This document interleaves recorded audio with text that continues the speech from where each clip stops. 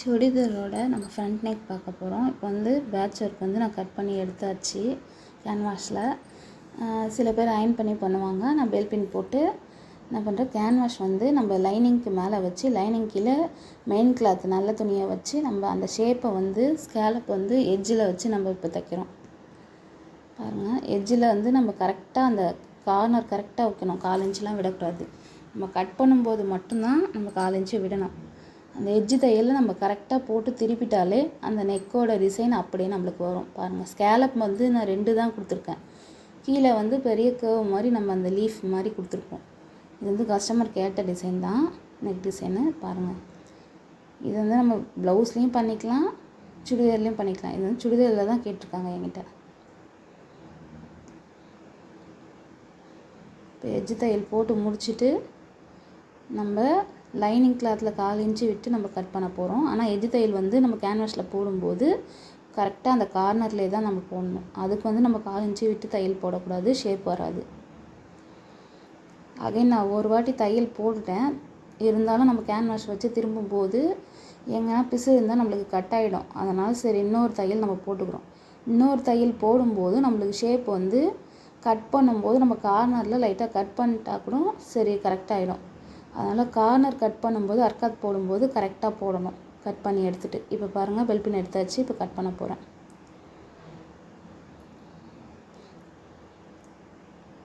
Corner தையல் போட்டு எடுத்தாச்சு. இப்போ வந்து சிசர் வச்சு நம்ம கட் பண்ண போகிறோம். 1/4 இன்ச்சு விட்டு தான் மெயின் கிளாத்தில் வந்து மெயின் கிளாத்தோடு நம்ம லைனிங் கிளாத்தில் வந்து 1/4 இன்ச்சு விட்டு தான் ஸ்கேலப் டிசைனுக்கு கட் பண்ணுவோம். அதே போல் இப்போ கட் பண்ணி எடுத்துக்கிறோம்.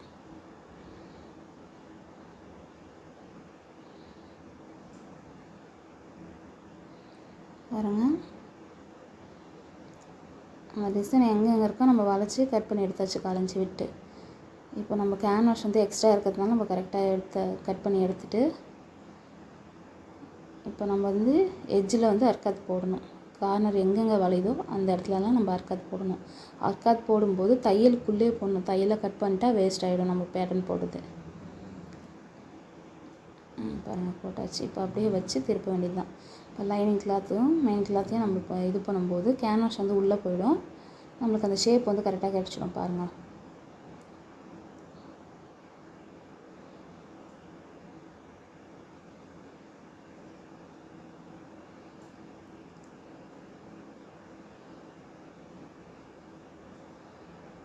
ஓகேவா வந்துருச்சு. பாருங்கள், அவங்க கேட்ட டிசைன்.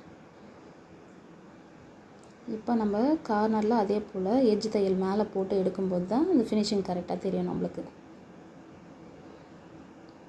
எப்பவும் போல் நமக்கு தேவையான ஷேப்பை வந்து கேன்வாஷில் கட் பண்ணி எடுத்துக்கிட்டு லைனிங்கில் அயர்ன் பண்ணி வச்சு பண்ணுறவங்களும் பண்ணலாம். பெல்பின் போட்டு நம்ம அப்படியே லைனிங் மேலே தையல் போட்டு கட் பண்ணி எடுத்துகிட்டு மெயின் கிளாத் எல்லாத்தையும் அதுக்கப்புறமா நம்ம அர்க்காத் போட்டு திருப்பும்போது நம்ம ஷேப் கிடைக்கும். திருப்பினதுக்கு அப்புறமா எட்ஜ் தையல் ஒன்று நம்ம கொடுக்கும்போது அந்த நெக்குக்கு வந்து அந்த ஃபினிஷிங் கிடைக்கும்.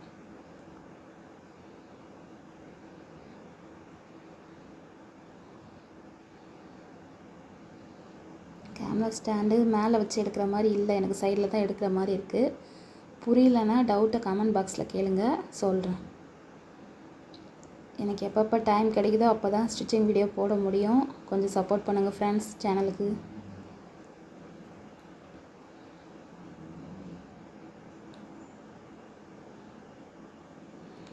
நம்ம எட்ஜு தையல் போடும்போது மட்டும் கவனமாக போடணும்.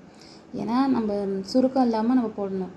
அதனால் மெயின் கிளாத்தில் லைனிங் வந்து சரிசமமாக இருக்கா, ஈவனாக இருக்கா நம்ம இழுத்து விட்டு கரெக்டாக அந்த எட்ஜு தையலை போட்டு எடுத்துட்டோம்னா நம்மளுக்கு அந்த நெக்கோட ஃபினிஷிங் வந்து கரெக்டாக வந்துடும்.